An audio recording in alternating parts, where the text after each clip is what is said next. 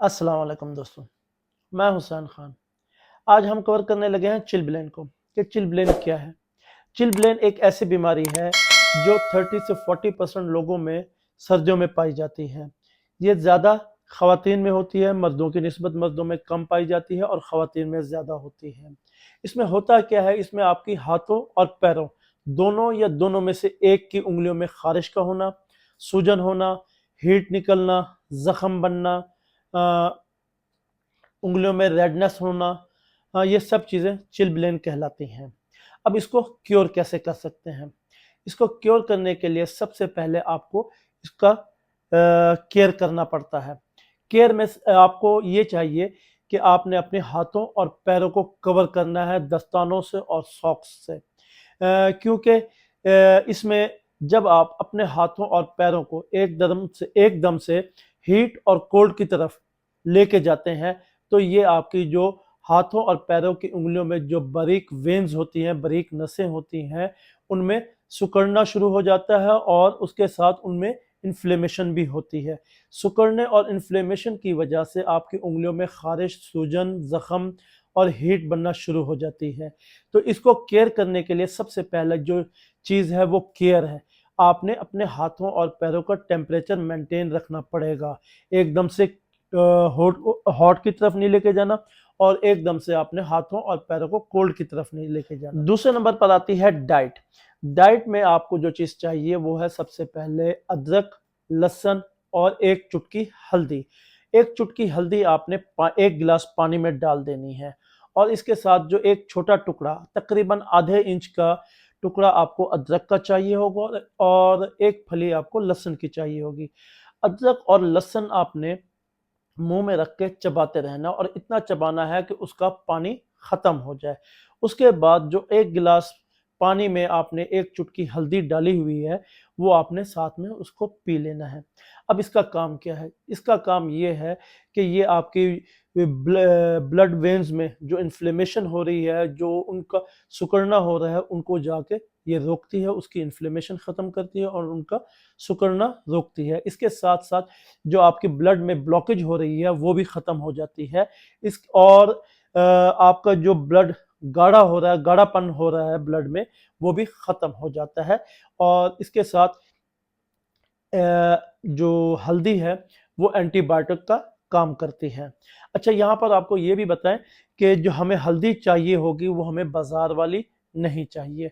आपने सिंपल क्या करना है कि पंसार से हल्दी के जो पीस आते हैं वो ले लेने हैं, उसको घर ले जाना है, उनको कूट के उनका पाउडर बनाना है और वो वाली हल्दी आपने इस्तेमाल करनी है। बाजार की हल्दी आपने बिल्कुल इस्तेमाल नहीं करनी। दूसरे नंबर पर डाइट में जो चीज़ है वो है आपका ब्रेकफास्ट। ब्रेकफास्ट में आपको हेल्दी फैट और हेल्दी कार्बोहाइड्रेट्स चाहिए होंगे चिलब्लेन से बचने के लिए। तो हेल्दी फैट में आपने एक देसी घी का पराठा, मक्खन और शहद का इस्तेमाल करना है। ये आपके चिलब्लेन की रुकावट में हेल्प करती है। और लंच और डिनर में आपने सैलड का बहुत ज़्यादा इस्तेमाल करना है और ख़ासकर ग्रीन वेजीज और ग्रीन लीव्स का भी आपने ख़ास ख्याल रखना है कि ग्रीन लीव्स और ग्रीन वेजीज का आपने बहुत ज़्यादा इस्तेमाल करना है सैलड के साथ साथ। फ्रूट्स में हमें जो चीज़ चाहिए होगी वो है सिट्रस फ्रूट और अनार। सिट्रस फ्रूट में हमें ऑरेंजेस, ग्रेप फ्रूट्स वगैरह ये चाहिए होंगे और अनार का भी आपने बहुत ज़्यादा इस्तेमाल करना है क्योंकि इन चीज़ों में नाइट्रिक ऑक्साइड पाया जाता है। नाइट्रिक ऑक्साइड हमारे ब्लड के फ्लो को बेहतर करने के लिए हमें हेल्प करता है और हमारे ये जो ब्लड वेन्स में इन्फ्लेमेशन होती है वो भी ख़त्म करने में हेल्प करता है नाइट्रिक ऑक्साइड।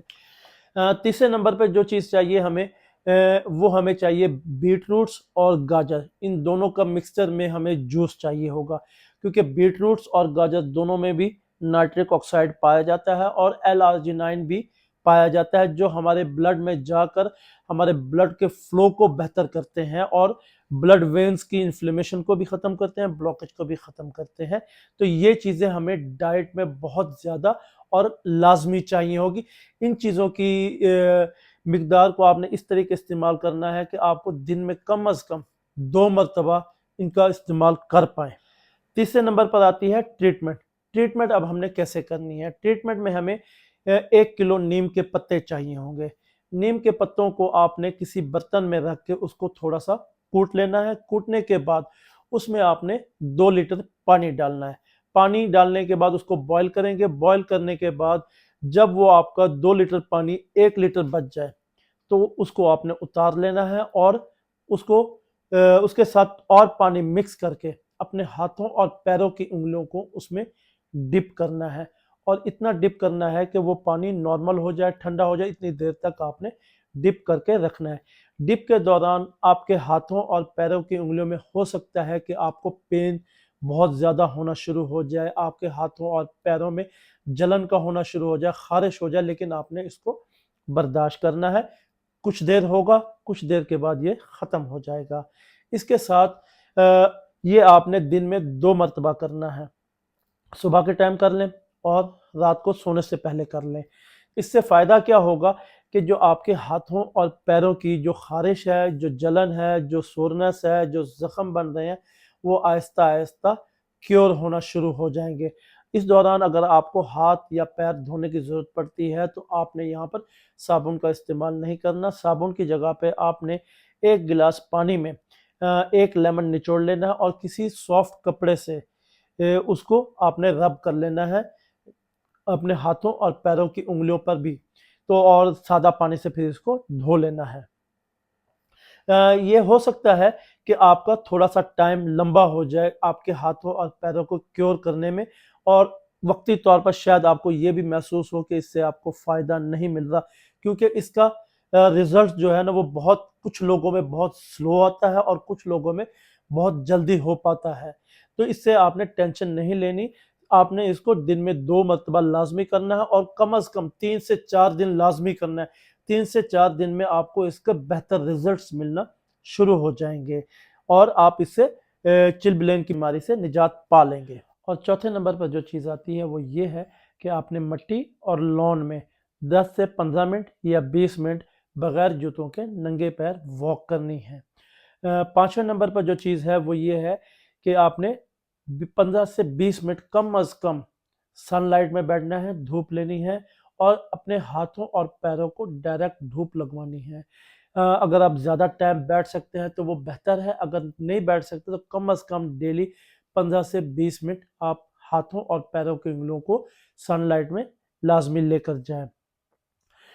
छठे नंबर पर जो चीज़ है वो है आपकी एक्सरसाइज। अगर आप एक्सरसाइज नहीं करते तो आपको एक्सरसाइज करनी चाहिए और अगर आप एक्सरसाइज नहीं कर पाते तो वॉक करें, रनिंग करें, जंपिंग करें या स्ट्रेचिंग वगैरह ये लाजमी करें। अब यहाँ पर आपको ये बताएं कि यहाँ चिलब्लेन से बचने के लिए हमने किन चीज़ों से परहेज़ करनी है, किन चीज़ों से अवॉइड रहना है। तो सबसे पहले आपको रिफाइंड और प्रोसेस्ड फूड जितना भी है, चाहे वो डबल रोटी है, बिस्किट्स है, कुछ भी है, रिफाइंड और प्रोसेस्ड फूड जितना भी है सबसे परहेज़ करनी है। शुगरी आइटम से परहेज़ करनी है, नमक से परहेज़ करनी पड़ेगी आपको और लास्ट में हमने जिन चीज़ों से अवॉइड करना है वो आपको बताते चलें कि यहाँ पर आपने चाय से, कॉफ़ी से, अचार से, इन चीज़ों से परहेज़ करनी है। इस परहेज़ के साथ-साथ आपकी जो चिलब्लेन की बीमारी है, आपकी उंगलियों में जो सोज़श, ख़ारिश, जलन, हीट, ज़ख्म बन रहे हैं वो आहिस्ता-आहिस्ता क्योर होना शुरू हो जाएँगे। आपने डिसहार्ट नहीं होना, 3 से 4 दिन इसको आपने लाज़मी देना है। जहाँ पर आपने अपनी बॉडी को इतना ट्रीटमेंट जहाँ पर आपने अपनी बॉडी को इतना ट्रीट किया है, इतना ट्रीटमेंट की है आपने और आपको अगर फ़ायदा नहीं मिला तो ये 110% आपको फ़ायदा देगा। तो इससे आपने 3 से 4 दिन लाज़मी करना, 3 से 4 दिन में ये आपको रिज़ल्ट देना शुरू कर देगा। दोस्तों ये थी हमारी चिलब्लेन की डिटेल और इसके बारे में और इसको क्योर कैसे करना था और इसका इलाज क्या था और किन चीज़ों से अवॉइड करना था। इसके अलावा अगर मज़ीद अगर आपको इसके बारे में कुछ पूछना है या कुछ जानना है तो आप हमें नीचे इनबॉक्स कर सकते हैं और हमसे पूछ सकते हैं। इजाज़त दें, अपना ख्याल रखिएगा। अल्लाह हाफ़िज़।